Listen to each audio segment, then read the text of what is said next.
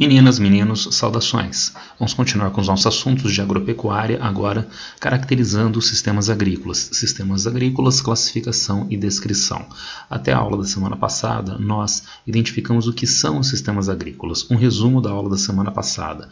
Trata-se de uma forma de identificação das condições de produção no campo, envolvendo o tamanho, a posse e o tamanho das propriedades, propriedade da terra, o uso de força de trabalho, que nós vimos pode ser familiar, pode ser assalariada, já foi escrava, legalizada, hoje é uma atividade ilegal.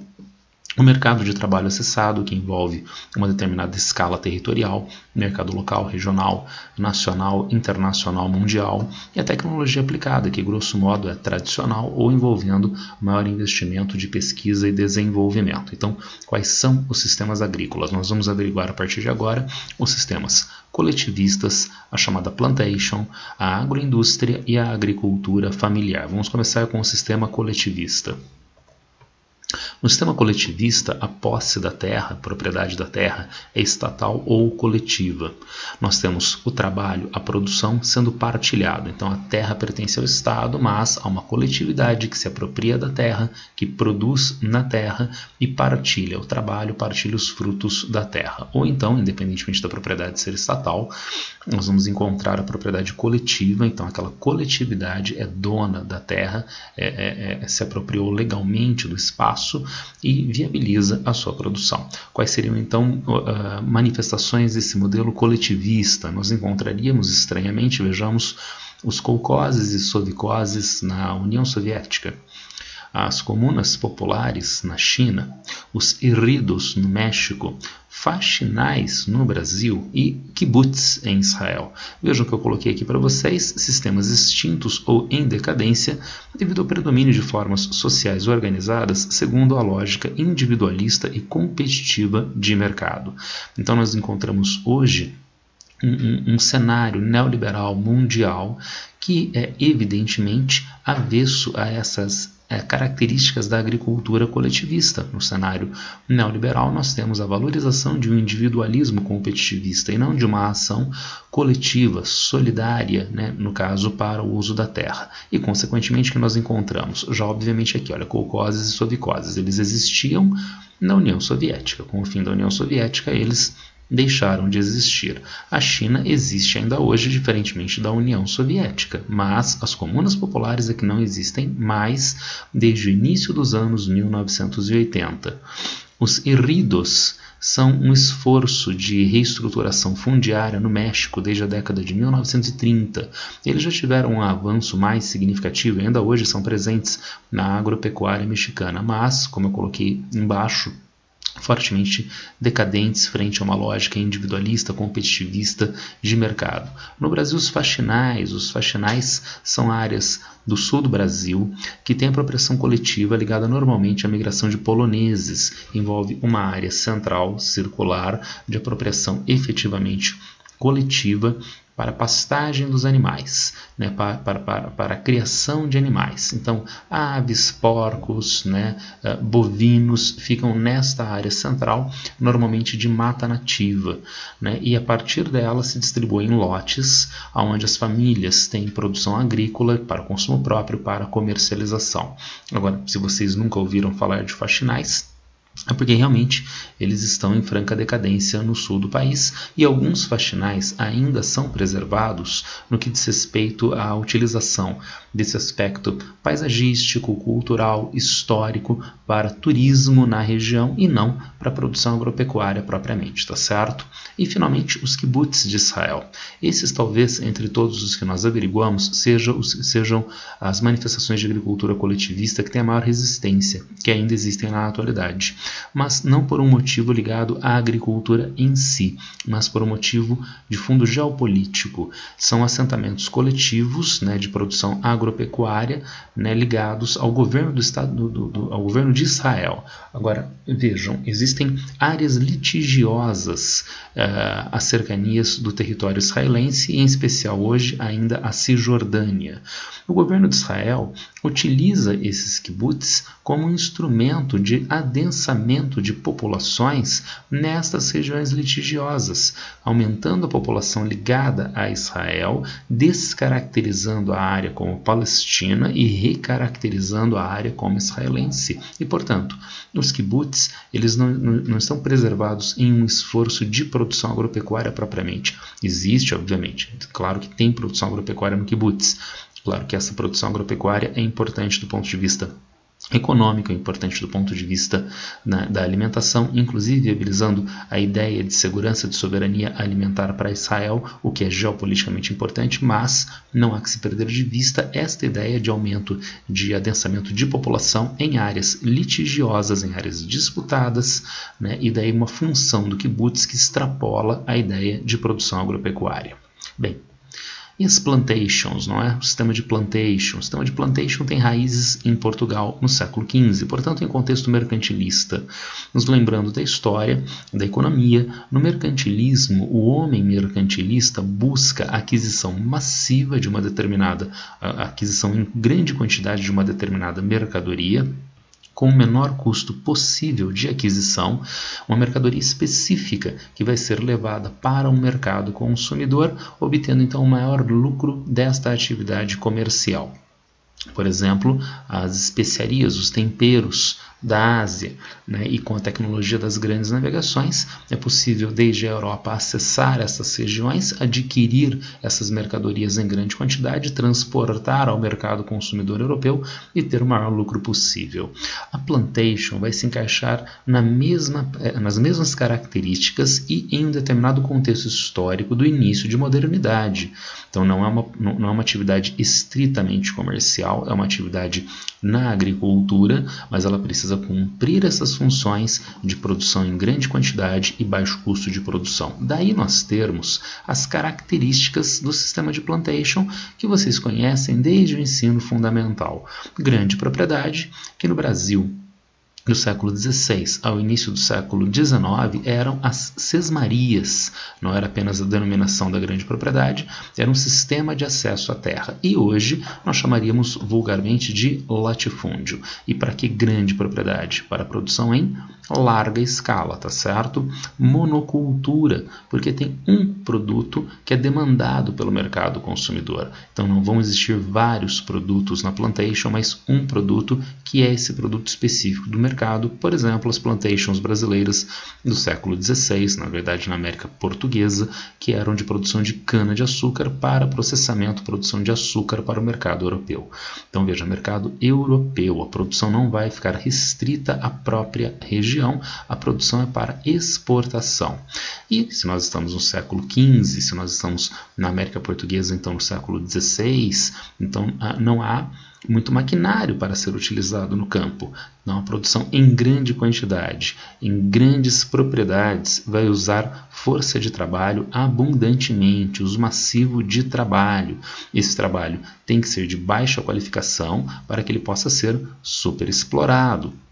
Durante o século XVI, ao início, a segunda metade do século XIX, no Brasil, essa força de trabalho era força de trabalho submetida à escravidão.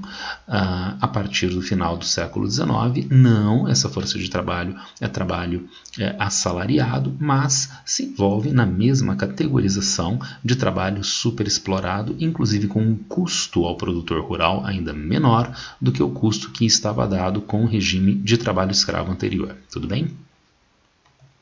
É difícil nós caracterizarmos plantations no mundo de hoje e no Brasil. É difícil caracterizar porque esse sistema enraizado lá no século XV, XVI, ele não trabalha com maior incremento tecnológico, o que não é o caso da produção agropecuária, que envolve maiores investimentos na atualidade. Daí nós teremos uma tendência de substituição do velho sistema de plantation para o modelo agroindustrial, que traduz maturação do sistema capitalista. Então, o sistema capitalista maduro chegando ao campo e exigindo novas características da produção agropecuária.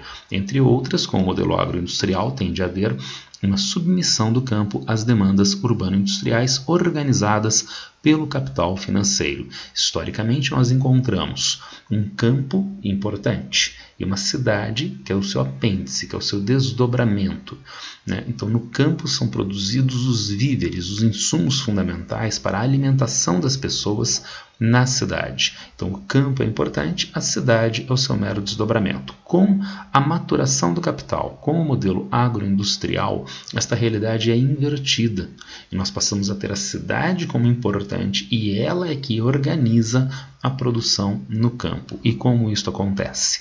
Porque agora a produção agropecuária vai abastecer cadeias produtivas agroindustriais. No campo não se produz alimento para que em excedente possa ser comercializado na cidade. No campo vai ser produzida cana-de-açúcar. Cana-de-açúcar para abastecer uma indústria chamada usina de açúcar e álcool, produzindo uma mercadoria semi-manufaturada, né, o açúcar e o álcool.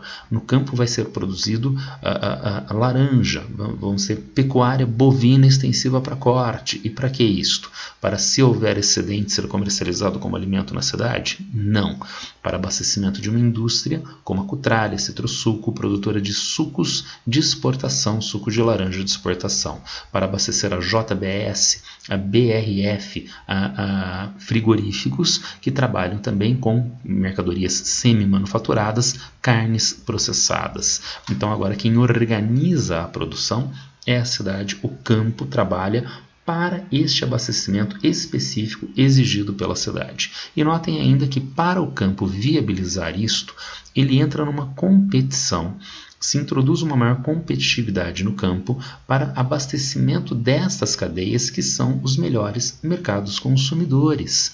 E, portanto, sobre o produtor rural vai haver uma crescente exigência de aplicação de tecnologia de capital, com maquinário, com agrotóxicos, com uso de sementes, sementes selecionadas, sementes híbridas ou sementes geneticamente modificadas, as chamadas sementes transgênicas. Grande escala de produção para abastecer então essas demandas industriais de alcance mundial. Diversidade no uso de força de trabalho. Então o modelo agroindustrial ainda utiliza em grande quantidade força de trabalho de baixa qualificação, mas também utiliza força de trabalho mais restrita de maior qualificação. E produz commodities. E daí a ideia de o capital financeiro é que organiza, que vai organizar todo este processo. Porque vejam, para o produtor rural, para as indústrias que abastecem o modelo agroindustrial, há necessidade de financiamento para a produção que vem do sistema financeiro. E ainda mais, a mercadoria comercializada não tem preço definido pelo produtor, não tem preço definido pelo comprador. São commodities. Os preços dessas mercadorias, soja, trigo, são definidos em bolsas de valores e, portanto, pelo mercado de forma especulativa. Tudo bem? Esse modelo agroindustrial não deixa de gerar uma série de problemas. Quais são os problemas? Alguns problemas que nós poderíamos elencar. Aumento do dano ambiental, com o avanço do desmatamento. Isso é muito importante de se ter em vista. Há uma leitura conservadora e que não tem validação na realidade, de que o modelo agroindustrial trabalha com uma tecnologia mais elevada e, portanto, pode ser produzido mais na mesma área e, consequentemente, o modelo agroindustrial teria uma vantagem do ponto de vista ambiental, que é a redução do desmatamento, porque ele não precisa de novas áreas de produção. Essa ideia tem lógica. Essa ideia só não tem base prática. Então, como é que a gente pode encaixar esta ideia, por exemplo, nas manchetes, nas notícias que nós vemos diariamente de avanço do desmatamento na região amazônica, da pressão de países da União Europeia contra a importação de soja brasileira em área de desmatamento da região amazônica? Então, tem lógica a ideia de que aumenta a tecnologia, aumenta a produtividade. Isso é verdade. Tem lógica a ideia de que isso poderia evitar o desmatamento, mas não evita e por um motivo óbvio. O crescimento da produção está acima do crescimento da produtividade e, consequentemente, novas áreas desmatadas precisam ser efetivadas para viabilizar o crescimento da produção. Agrotóxicos. Então, o modelo agroindustrial, com vistas a maior produtividade, trabalha com produtos químicos que são fungicidas, que são inseticidas, que são herbicidas, E não se esqueçam que os fertilizantes também são agrotóxicos. Que a gente pensa no inseticida, mata o inseto, é um veneno, é um agrotóxico. O fertilizante, ele vai dar fertilidade para a terra, é a vitaminazinha da plantinha, então ele é do bem. Não, ele também é da indústria química, ele também pode causar danos à saúde pública, ele pode também causar danos ao trabalhador rural, ele também pode causar danos ambientais.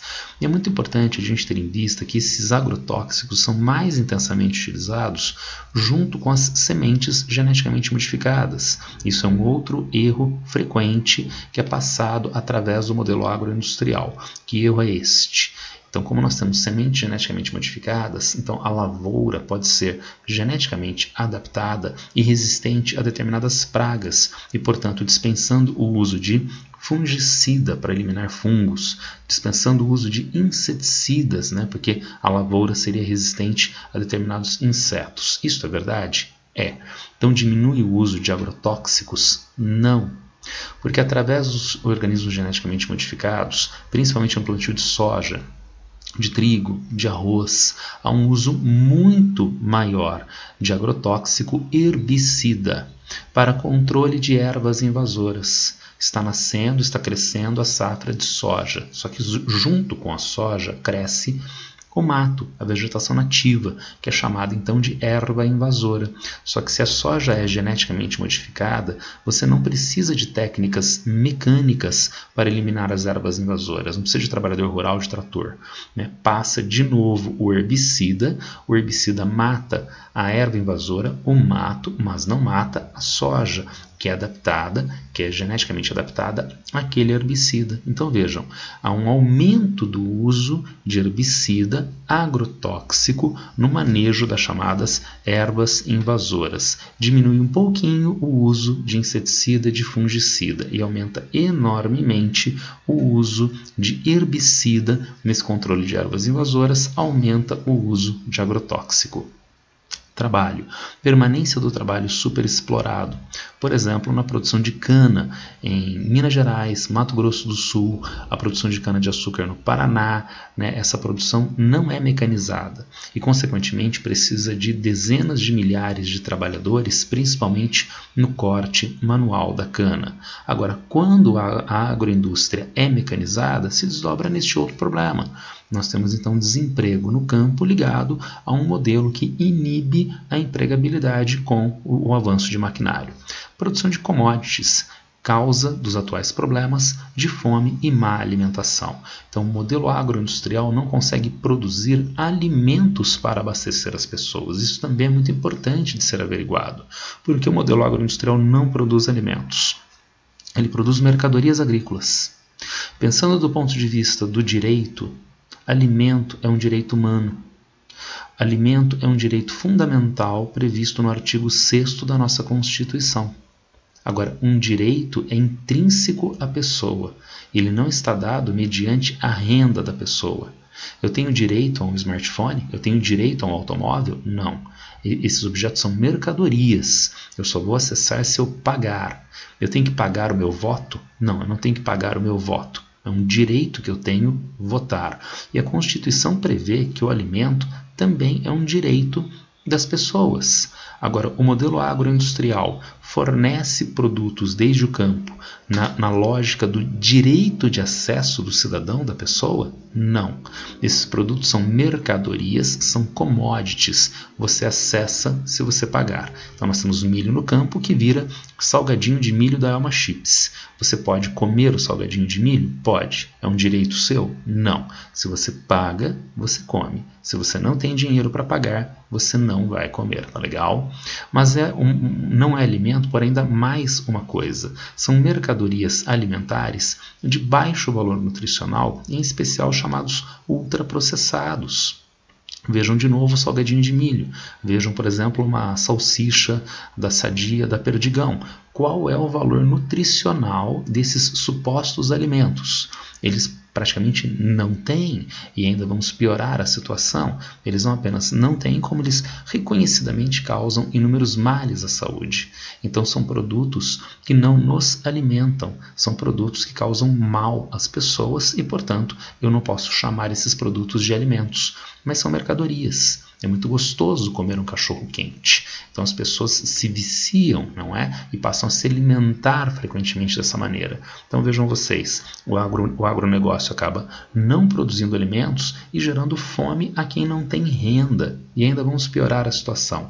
Quem tem renda é mal alimentado. É alimentado com salgadinho Alma Chips, é alimentado com cachorro quente, que tem um péssimo valor nutricional que causa males à saúde. Vivemos então com pessoas que passam fome ao lado de pessoas que são mal alimentadas, obesas e passam fome também. Tudo bem? Finalmente nós chegamos à agricultura familiar. A agricultura familiar, onde nós encontramos pequenas e médias propriedades com trabalho familiar ou algum trabalho assalariado, agregado em períodos de necessidade ou às vezes de forma fixa.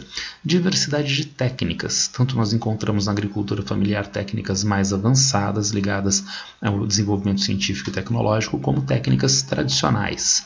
Diversidade de produtos, inclusive os alimentos. Eu acabei de dizer para vocês que o modelo agroindustrial não consegue produzir alimentos.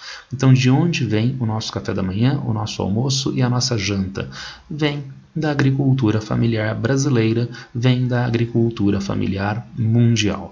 É só nós averiguarmos. Se você prestar atenção no seu café da manhã e de repente você está comendo uma broa de milho. De onde vem o milho no Brasil? Basicamente da agricultura familiar. Leite do café da manhã? Também. Aquele ovo que você come na hora do almoço?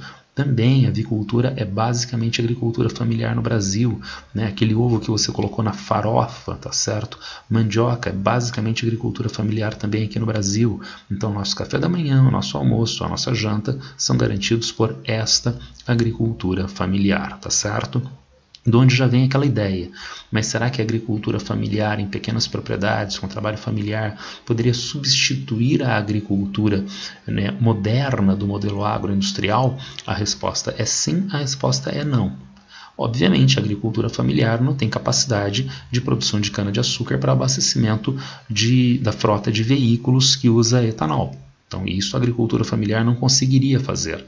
Mas a agricultura deveria produzir combustível? A agricultura não seria para produzir tradicionalmente alimentos? Então, na verdade, a produção de alimentos, a agricultura familiar não pode. Ela já é a responsável pelo abastecimento brasileiro e mundial.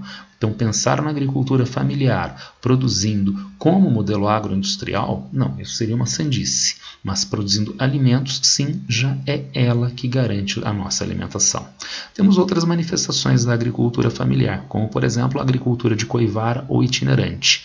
Essa tem técnicas agressivas ao meio ambiente, com baixa produtividade, inclusive o uso de fogo, e daí essas características, inclusive o fogo, é que acabam denominando a agricultura aqui no Brasil de coivara, palavra indígena que se reporta a fogo na mata.